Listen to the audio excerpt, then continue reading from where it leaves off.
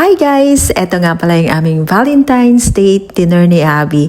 In advance na namin ginanap noong February 13. Kasi nga pag Feb 14 ay fully booked at sobrang dami ng tao. So nauna na kami. Dahil simple dinner lang ang gusto ko, ay dito ako nag-request kay Abby na sa restaurant ito kami kumain. Ang pangalan niya guys ay Fior de Sale. Ibig sabihin in English, Flower of Salt. Nagustuhan ko kasi yung kanilang mga starter dishes dito at 4 na starter dishes nga ang in-order namin ni Habi sa halip ng 2 lang dahil gusto ko guys yung kanilang bakala mantikado. One of the best na natikman ko kaya kami bumalik dito. And masarap din itong kanilang mushroom dahil malasang malasa yung mushroom nila. And for our main dish, ang in-order naman ni Habi ay seafood pasta.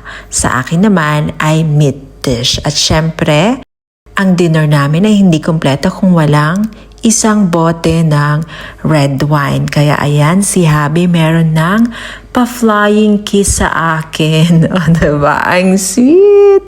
At ako naman dahil hindi naman ako sanay uminom, naka-2 glasses na ako.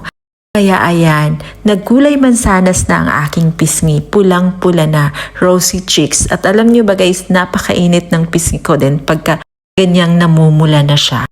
Sabi, wine pa more! Ang tender dinner with ay syempre umorder kami ng sweets, chocolate lava cake na napakasarap.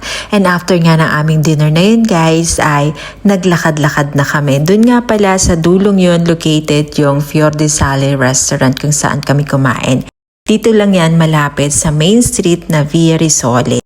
Ayun yung 2 towers. Kung mapapansin nyo guys, medyo konti na lang yung tao kasi mga 11 or 11:30 PM na ito ng gabi. At dahil nga nabusog kami at naparami yung aming nakain ay maglalakad kami ni Habi para matagdag yung aming kinain.